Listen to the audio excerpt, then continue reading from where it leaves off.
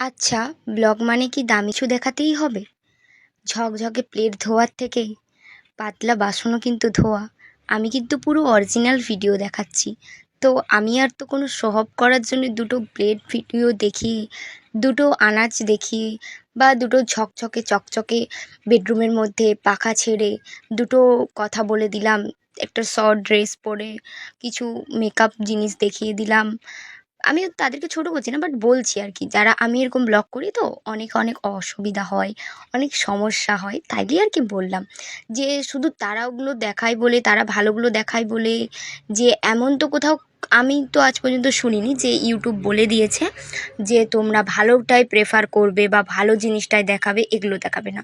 আমি অনেক সোশ্যাল মিডিয়াতে দেখেছি, অনেককে দেখেছি যে এই ভিডিওগুলো দেখিয়ে কিন্তু বড় হয়ে তারপরে এই ভিডিওগুলো দেখার পর এই রকমই কিন্তু তাদের সিচুয়েশান ছিল, তারপর একটা কালীন যেয়ে তারা কিন্তু সুখের মুখটা দেখেছে। কিন্তু এরকমও কিন্তু ভিডিও অনেক, আমি যদি বলো তো আমি প্রমাণস্বরূপ অনেক ভিডিও আমি দেখেছি। আরে আমি যদি না দেখতাম তাহলে আমিও কি এরকম ভিডিও তো সোশ্যাল মিডিয়ায় পোস্ট করতাম? বা আমারও মনে জাগতো না? নিশ্চয়ই আমি এরকম ভিডিও দেখেছি, তাই আমি পোস্ট করেছি। কারণ অযৌতুক কাউকে বাজে কমেন্ট বা বাজে কথা বলবে না, যে এগুলো দেখাবে না বা এগুলো কোনো কাজ না, বা এগুলো আমি এসিতে বসে দুটো শর্ট ড্রেস পরে দুটো ডায়লগ বলে দিলাম, হয়ে গেল?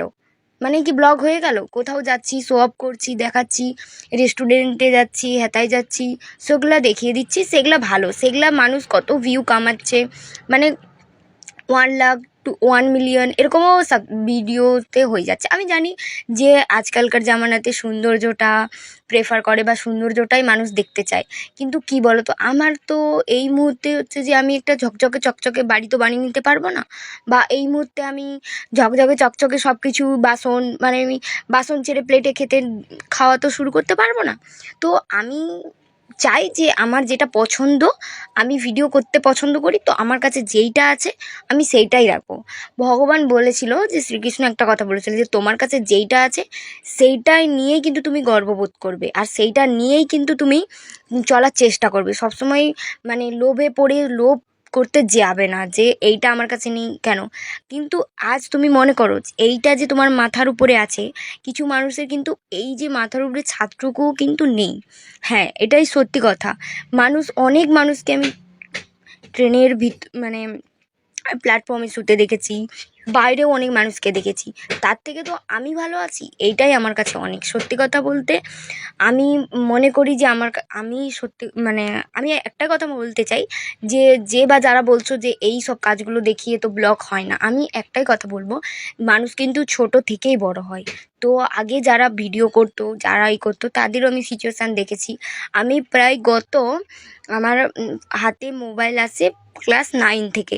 তো 9 থেকে আমি ব্লগ ভিডিও দেখছি। তো তখন থেকে আমার ইচ্ছা ছিল যে আমার হাতে যবেও একটা ভালো ফোন আসবে, তো আমি তবে থেকে ভিডিও করব, ঠিক আছে? তো তখন আমার হাতে সেই মুহূর্তে দেখো, তখন 9 মানে অনেকটাই ঠিক আছে?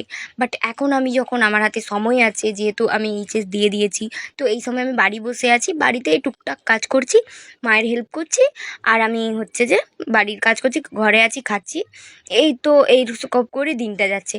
তো আমি আমি কেন বসে থাকবো? তো আমার কাছে যেইটা আছে আমি ওইটা মানুষকে দেখাবো। মানুষ যদি অরিজিনালটা দেখে যদি মানে তারা আমাকে ভালোবাসে, তো এটাই আমার কাছে অনেক। ঠিক আছে? আমি মনে করি যে সব কিছু তুমি যদি সততার সাথে কাজ করো, তো একদিন তুমি সফলতা পাবে। এটা আমার একদম মানে নিজের মন থেকে মানে ভাবা কথা, যে আমি সৎ পথে ইনকাম করব বা সৎ পথে চলার চেষ্টা করব। সবসময় আমার দাদু যিনি ছিলেন আর কি, তিনি এখন নেই, বাট তিনি একটাই কথা আমাকে বলে গেছেন, যে তুমি সৎ পথে চলো, দেখবে সব কিছুই হবে। তো